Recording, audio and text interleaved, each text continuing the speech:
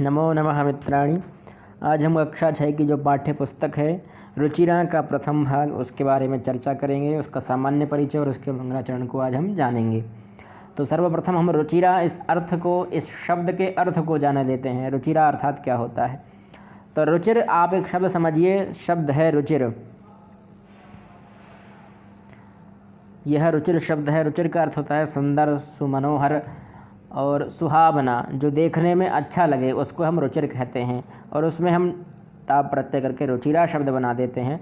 जो रुचिर शब्द है वह स्त्रीलिंग में बनता है और रुचिरा शब्द जो है, रुचिरा जो शब्द है, रुचिर जो शब्द है वह पुल्लिंग में बनता है और रुचिरा शब्द जो है वह स्त्रीलिंग में बनता है। तो रुचिरा शब्द किसका है? स्त्रीलिंग का। तो इसका अर्थ क्या हुआ रुचिरा शब्द का? तो इसका अर्थ है सुंदर रचना, सुहावनी रचना, जो आपके मन को भा जाए ऐसी रचना को हम रुचिरा कहते हैं। रुचिरा रचना। अब रचना है, रचना भी स्त्रीलिंग का शब्द है, इसलिए यहाँ रुचिरा शब्द हुआ। अब आप लोग जानते नहीं होंगे, प्रथम छात्र होंगे, पहली बार पढ़ रहे होंगे संस्कृत, तो रुचिरा स्त्रीलिंग पुल्लिंग ये नहीं जानते होंगे, पर भविष्य में जानेंगे। तो सामान्य परिचय है। अगर कभी आपके क्वेश्चन पेपर में पूछ ले कि रुचिरा शब्द से क्या तात्पर्य है, तो आप लोग कह सकते हैं कि रुचिर मूल शब्द है, उसमें एक प्रत्यय करके आ या टाप जो आपको सुहावना लगे उस हिसाब से उस रुचिरा शब्द बना। यह स्त्रीलिंग का शब्द है और इसका अर्थ होता है सुमनोहर, अच्छा, मनोहर, जो हमारे मन को भा जाए ऐसा मन भावन जो ग्रंथ हो, जिस रचना हो, उसको हम रुचिरा कहते हैं। इसका यह पूर्ववाक और कुछ पाठ्य पुस्तक निर्माण समिति है। इस पाठ्य पुस्तक निर्माण समिति में हमारे भी एक आचार्य राधा वल्लभ त्रिपाठी जी जुड़े हुए हैं। यह पाठ्य पुस्तक पुनरीक्षण समिति है, इसमें भी राधा वल्लभ त्रिपाठी जी जुड़े हुए हैं और भी बहुत सारे संस्कृत के विद्वान हैं। और यह इसकी भूमिका है। और फिर गांधी जी का जंतर आएगा। गांधी जी का जंतर कहाँ है? यह रहा गांधी जी का जंतर। और फिर यह पाठानुक्रमणिका, यहाँ पाठ की अनुक्रमणिका है, अर्थात कौन सा पाठ किस पेज पर स्थापित है, किस पेज पर वह मिलेगा, यहाँ से आप देख सकते हैं। संस्कृत बहुत सरल है। प्रथम अर्थात पहला, द्वितीय अर्थात दूसरा, तृतीय अर्थात तीसरा। तो यहाँ से आप ये तीन जो पाठ हैं, प्रथमा, द्वितीय, तृतीय, यह शब्द परिचय नाम से हैं और उनको तीन भागों में बांट दिया है। शब्द परिचय प्रथमः, शब्द परिचय द्वितीय और शब्द परिचय तृतीय। ऐसा आप कह सकते हैं, फर्स्ट, सेकंड, थर्ड, ऐसे इसको तीन भागों में बांट दिया है। यह शब्द परिचय भाग अगर आप जान लेंगे तो आप संस्कृत का सामान्य परिचय जान लेंगे। बहुत सुंदर रचना है, जैसा कि नाम से स्पष्ट हो रहा है, सुहावनी रचना है, मधुर रचना है, आपके मन को भाजाने वाली रचना है। आप थोड़ा मेहनत करेंगे, संघर्ष करेंगे तो आपको सफलता प्राप्त होगी, इसलिए बहुत अच्छी रचना है। प्रारंभ करते हैं शब्द परिचय। फिर उसके बाद कुल 15 पाठ हैं। वृक्षाः, विद्यालयः, समुद्र तटः, ऐसे लगभग 15 पाठ हैं। हम 15 पाठों के बारे में जानेंगे। और परिशिष्ट जो भाग है, उस परिशिष्ट में कारक विभक्ति परिचय है। कारक और विभक्ति में क्या अंतर है वह भी हम जान लेंगे। और कारक और विभक्तियों के बारे में भी पढ़ेंगे, कौन सा कारक किस विभक्ति में होता है और विभक्तियाँ क्या क्या होती हैं, उनका परिचय जानेंगे। शब्द रूप क्या होते हैं, धातु रूप क्या होते हैं, उसके बारे में भी हम जानेंगे। ऐसे कुल 15 पाठ हैं। और कारक विभक्ति परिचय एक परिशिष्ट के नाम से 16वां अध्याय भी आप कह सकते हैं। वैसे वह अध्याय की श्रेणी में नहीं है, तो परिशिष्ट में है, पर उसका अध्ययन करना आपको आवश्यक है। फिर यह मंगलम के नाम से मंगलाचरण है। कोई भी हम ग्रंथ लिखते हैं, संस्कृत के विद्वानों की यह खासियत होती है कि जब भी वह कोई ग्रंथ लिखते हैं तो वह मंगलाचरण अवश्य में लिखते हैं। तो यह मंगलाचरण जो लिखा है वह इच्छाराम द्विवेदी प्रणवः के नाम से कोई कवि हैं, उन्होंने लिखा है और बहुत सुंदर गीत है। मेरी आवाज़ मधुर नहीं है, आप लोग अपनी मधुर आवाज़ में गा सकते हैं, फिर भी मैं इसको बोलकर बता देता हूँ, गाकर जैसा आप समझें। अहम नमामि मातरं गुरुं नमामि सादरं, स्वयं पठामि सर्वदा प्रियं वदामि सर्वदा, हितं करोमि सर्वदा शुभं करोमि सर्वदा, विभुं नमामि सादरं गुरुं नमामि सादरं, चलामि नीति सत्पथे हरामि मातृभुव्यथां, दधामि साधुतां व्रतं सृजामि कीर्ति सत्कथां, प्रभुं नमामि सादरम् अहं नमामि मातरम्। ऐसा यह मंगलाचरण है इसका। अब हम इसका अर्थ एक एक शब्द का अर्थ लिखेंगे, इसलिए आप एक पुस्तक, एक पुस्तिका और एक पेन हमेशा रखिए, एक कॉपी और एक पेन सदैव साथ में रखिएगा। वीडियो स्किप करके भी लिख सकते हैं और अगर आपकी राइटिंग स्पीड तेज़ है तो आप वीडियो चलते हुए भी लिख सकते हैं। एक एक शब्द का अर्थ बताएंगे, कौन सी क्रिया है, क्या है। तो अहम, यह अश्मद का प्रथमा एक विभक्ति है। प्रथमा विभक्ति और एक वचन है। तो अहम अर्थात मैं, इसका अर्थ क्या होता है? मैं। तो अहम यहाँ पर क्या है? कर्ता है। इस गीत का जो कर्ता होगा वह कौन होगा? अहम होगा। अब जब अहम कर्ता होता है, जिस स्थान पर अहम लग जाता है वहाँ पर क्रियापद उत्तम पुरुष की चलती हैं क्रियाएं। तो यहाँ अहम हो गया, तो अब सारी क्रियाएं आप देखिएगा, नमामि, पठामि, बदामि, करोमि, ये दधामि, सृजामि, चलामि, हरामि, यह सब उत्तम पुरुष की क्रियाएं हैं। अब यह पुरुष क्या होता है, लिंग क्या होता है, वचन क्या होता है, विभक्ति क्या होती है, अब सब जानेंगे आप। आगे का जो पाठ है ना शब्द परिचय, उसमें आप लोग जानेंगे। वो मैं भी थोड़ा विस्तृत कर देता हूँ अभी कि पुल्लिंग मतलब होता है पुरुष के लिए प्रयुक्त। पुल्लिंग शब्द क्या होते हैं? जो पुरुषों के लिए प्रयुक्त होते हैं, लड़कों के लिए प्रयुक्त होते हैं, उन्हें पुल्लिंग कहते हैं। जो स्त्रीलिंग अर्थात जो स्त्रियों के लिए प्रयुक्त होते हैं, बालिकाओं के लिए प्रयुक्त शब्द होते हैं, उनको पुल्लिंग में कहते हैं। और नपुंसक लिंग यानी नॉन लिविंग थिंग, जिनमें जान नहीं होती, सामान्यतः आप यही समझिए। वैसे तो बहुत सारी चीज़ें ऐसी हैं जो नॉन लिविंग होती है फिर भी पुल्लिंग में आ जाती हैं, स्त्रीलिंग में आ जाती हैं। पर नॉन लिविंग थिंग मतलब जिनमें जीवन नहीं होता, ऐसी चीज़ों को हम नपुंसक लिंग में लेते हैं। तो यह लिंग हो गए। फिर 3 वचन होते हैं, एक वचन, द्विवचन और बहुवचन, ऐसे 3 वचन होते हैं। 7 विभक्तियाँ होती हैं। आगे का बहुत विस्तृत विषय है, पर हम अभी सामान्य जान लेते हैं। अहम अर्थात अश्मद का एक वचन का प्रथमा एक वचन, यह अश्मद अर्थात अहम। नमामि अर्थात नमन करता हूँ, उत्तम पुरुष की क्रिया है नमामि, नमामः, नमामः, नमामः, ऐसा रूप बनेगा। फिर मातरम, यह मातृ शब्द की द्वितीय एक वचन है, मातरम। तो मैं माता को नमन करता हूँ, अहम मातरम नमामि, ऐसा अन्वय कर सकते हैं आप। तो नमामि अर्थात नमन करता हूँ, मातरम अर्थात माता को। किसको नमन करता हूँ मैं? तो माता को नमन करता हूँ। पूछ सकता है आपके प्रश्न पत्र में कि किसको नमन करता हूँ? तो मातरम नमामि, अहम मातरम नमामि। फिर आगे अगली पंक्ति में कहा कि गुरुम नमामि सादरम। सादरम जो है वह गुरुम में जोड़ दीजिए आप। तो गुरुम सादरम नमामि, यहाँ भी सादरः, सादरौ, सादराः, सादरम, यहाँ भी द्वितीय एक वचन है और गुरुम में भी द्वितीय एक वचन है। तो दोनों एक दूसरे के विशेषण विशेष्य हो गए। सादरम क्या हो गया? विशेषण, और विशेष्य क्या हो गया? गुरु।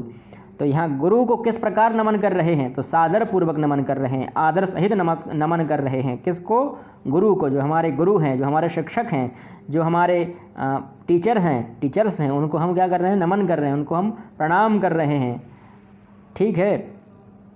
गुरुम अर्थात गुरु को, सादरम अर्थात आदरपूर्वक, नमामि अर्थात नमन करता हूँ। फिर स्वयं, स्वयं अर्थात आप लोग जानते ही होंगे, मैं, स्वयं, खुद, है ना। पठामि, पढ़ता हूँ, पठामि अर्थात पढ़ता हूँ। सर्वदा, सर्वदा अर्थात हमेशा, निरंतर, सतत, यह सर्वदा के पर्यायवाची हो गए।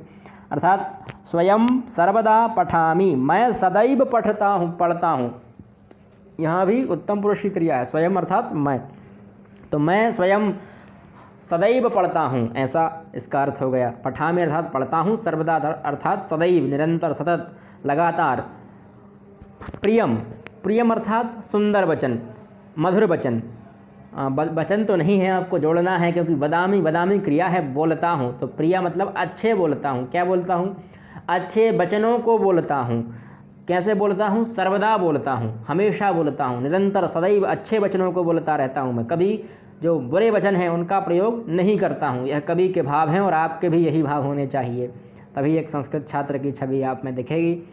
तो अच्छे, प्रियम अर्थात सुंदर, मधुर और प्रिय लगने वाले ऐसे मधुर सुंदर जो वचन हैं, उन वचनों को मैं सदा, सर्वदा अर्थात हमेशा, सदा, बदामी अर्थात बोलता हूँ, बदामी अर्थात बोलता हूँ। हितम करोमि सर्वदा, हित, हित मतलब किसी का अच्छा करना, उसको क्या कहते हैं? हित कहते हैं। तो हितम सर्वदा करोमि, अहम हितम सर्वदा करोमि। अहम हर पद में आपको जोड़ना है। तो मैं जो सदैव क्या करता हूँ? सभी का हित करता हूँ। हित मतलब अच्छा करता हूँ। कोई अगर गलत मार्ग पर जा रहा है तो हम उसको अच्छे पथ पर ले जाएं, यह हित है। ऐसा ही शुभम करोमि सर्वदा, अच्छे कार्यों को करता हूँ। शुभम कार्यम करोमि, शुभम करोमि सर्वदा, सर्वदा अहम किम करोमि? सर्वदा अहम शुभ कार्यम करोमि, शुभम करोमि। ठीक है। तो सर्वदा अहम शुभम करोमि। विभुम नमामि, शुभम अर्थात अच्छा, करोमि अर्थात करता हूँ, सर्वदा अर्थात सदैव। फिर विभुम नमामि सादरम, विभुम अर्थात भगवान विष्णु को नमन करता हूँ। सादरम, यहाँ भी सादरम में द्वितीय एक वचन है। तो विभुम का विशेषण हो गया वह भी कि सादर, आदर पूर्वक मैं किसको नमन करता हूँ? विभु को, भगवान विष्णु को मैं नमन करता हूँ, आदर सहित नमन करता हूँ। ठीक है। भगवान विष्णु, विभुम अर्थात विष्णु को, नमामि अर्थात नमन करता हूँ, सादरम अर्थात आदर सहित, ठीक है। फिर गुरुम नमामि सादरम, यह पूर्वोक्त पंक्ति है कि गुरु को नमन करता हूँ मैं आदर सहित। चलामि नीति सत्पथे, चलामि अर्थात चलता हूँ, नीति अर्थात जो अच्छे विचार हैं, अच्छे वाक्य हैं, अच्छी बातें हैं, उन बातों रूपी सतपथ पर, यानी अच्छे मार्ग पर, अच्छे रास्ते पर, ठीक है। उस अच्छे नीति रूपी अच्छे मार्ग पर मैं चलता हूँ। चलामी अर्थात चलता हूँ, नीति अर्थात अच्छे वाक्य और अच्छे शब्द, अच्छे बातें, उनके सतपथ अर्थात अच्छा मार्ग, उस नीति रूपी अच्छे मार्ग पर, अच्छे वचन रूपी अच्छे मार्ग पर मैं चलता हूँ। हरामि मातृभू व्यथाम, मातृभू अर्थात यह भारत भू, यह भारत माता का जो व्यथा है, व्यथा अर्थात उसका कष्ट, उस कष्ट को हरता हूँ। हरामि अर्थात हरता हूँ। मातृभू अर्थात इस भारत भू को, मातृभू को, भारत माता को, भारत माता की जो व्यथा है उस व्यथा को हरता हूँ। भारत माता का जो कष्ट है, व्यथा अर्थात दुख, पीड़ा, कष्ट, उस कष्ट को मैं हरता हूँ। दधामि, दधामि अर्थात धारण करता हूँ। किसको धारण करता हूँ? तो साधुता व्रतम, साधुता रूपी व्रत को धारण करता हूँ। किसको धारण करता हूँ? साधुता रूपी व्रत को। साधुता मतलब क्या होता है? सन्यासी मत समझ लीजिएगा, सन्यासी और जो बाबा माबा बन जाते हैं उनको ना समझिएगा। साधुता मतलब अच्छे जो व्यक्ति होते हैं उनको हम साधु कहते हैं। जो अच्छे व्यक्ति, जो अच्छे कार्य करते हैं उनको हम साधु कहते हैं। ऐसे साधुता रूपी व्रत को, व्रत अर्थात नियम, उस अच्छे नियम को, अच्छे व्यक्तियों के जो नियम होते हैं कि सुबह जल्दी उठेंगे, फिर नहाएंगे, ईश्वर की पूजा करेंगे, मंदिर जाएंगे, स्कूल जाएंगे, पढ़ेंगे, लिखेंगे, खेलेंगे, कूदेंगे, थोड़ा मनोरंजन करेंगे, है ना, माता पिता के चरण स्पर्श करेंगे। जो अच्छे विचार हैं, जो साधु लोगों के विचार होते हैं, वह क्या होते हैं? उनको क्या कहते हैं? हम साधु कहते हैं। ऐसे साधुता रूपी व्रत को, नियम को मैं क्या करता हूँ? दधामि अर्थात धारण करता हूँ। साधुता मतलब अच्छे व्रतों को, अच्छे नियमों को मैं धारण करता हूँ। फिर सृजामि, सृजामि अर्थात सृजन करता हूँ, बनाता हूँ, निर्माण करता हूँ। किसका? कीर्ति रूपी सतकथा का। सतकथा मतलब अच्छी कथा, सुंदर कथा। कैसी कथा है वह? तो उसका विशेषण दिया कि कीर्ति रूपी, कीर्ति रूपी सतकथा का मैं सृजन करता हूँ, निर्माण करता हूँ, उसको बनाता हूँ। ऐसी कीर्ति रूपी जो सतकथा है, अच्छी कथा है। जो आपका यश है, यश, कीर्ति मतलब यश, जो आपके अच्छे कार्य होंगे, जब आपने अच्छे कार्य किए होंगे। दधामि साधुता व्रतम, जब आप अच्छे कार्य करेंगे, साधु कार्य करेंगे तो आपकी कीर्ति फैलेगी चारों में कि वह लड़का 4 बजे से उठ जाता है, पढ़ता है। मैं ये नहीं कहता 4 बजे से उठ जाएँ, आपकी आयु नहीं है, पर 5 बजे उठ जाएँ, कम से कम जल्दी उठें। तो जो अच्छे कार्य आप करेंगे तो लोग बाग कहेंगे कि आसपास के, आपके मोहल्ले के और आपके जो मित्रजन हैं, सखी सखा हैं, वह कहेंगे कि हाँ, वह बालक, वह बालिका बहुत जल्दी उठ जाती है और पढ़ने लगती है या अच्छे कार्य करती है, दान देती है, गाय को रोटी देती है। ऐसे कार्य अच्छे करेंगे तो आपकी जो कीर्ति रूपी है, आपका यश फैलेगा सभी लोगों में। तो उससे क्या होगा? वह कीर्ति रूपी सतकथा जो होगी वह सृजामि, आप उसको सृजन करेंगे, उसको बनाएंगे। अगला है प्रभुम नमामि सादरम, प्रभु को, प्रभुम अर्थात प्रभु को, नमन, नमामि अर्थात नमन करता हूँ, सादरम अर्थात आदर सहित। फिर अहम नमामि मातरम, अहम वही करता है, अहम अर्थात मैं, नमामि अर्थात नमन करता हूँ, सादरम मातरम अर्थात माता को। मातृ शब्द है और मातृ शब्द का द्वितीय एक वचन है मातरम। अभी आप समझ लीजिए कि मातरम अर्थात माता को। अब ये विभक्तियों में ज़्यादा मत जाइए, नहीं तो आप घूम जाएंगे, क्योंकि यह आपके लेवल की नहीं है। फिर भी हम जान लेते हैं, मातरम अर्थात माता को, अहम अर्थात मैं, नमामि अर्थात नमन करता हूँ। तो यह गीत का हमने एक एक शब्द का अर्थ जान लिया है। अब हम अगले वीडियो में पुनः मिलते हैं। अगले वीडियो में हम जानेंगे कि जो प्रथमा पाठ है शब्द परिचय भाग 1, उसके भाग 1 के बारे में जानेंगे कि वह क्या करता है, वह दोनों क्या करते हैं, वे सब क्या करते हैं, यह क्या करता है, यह दोनों क्या करते हैं, ये सब क्या करते हैं। बहुत सरल पाठ है वह भी। आपने पेन कॉपी रखे होंगे तो आप बिल्कुल लिख लीजिएगा कि शब्द को नहीं लिख पा रहे हैं तो किसी बड़े भैया को, बहन को आप साथ में रख सकते हैं, वह आपको लिखवा देंगे। नोट्स बना लीजिएगा आप। और अगर यह परीक्षा की दृष्टि से ना हो, मतलब परीक्षा में अगर यह नहीं आए पाठ, तो आप इसके नोट्स ना बनाएं और ना इसको देखें, देखना भी आवश्यक नहीं है। ठीक है, पर आपको अगर पुस्तक की जानकारी चाहिए और मंगलाचरण जानना हो तो आपको भविष्य में काम आएगा। यह इसकी पृष्ठभूमि है, एक प्रकार से आप समझ जाएंगे कि संस्कृत होती कैसी है।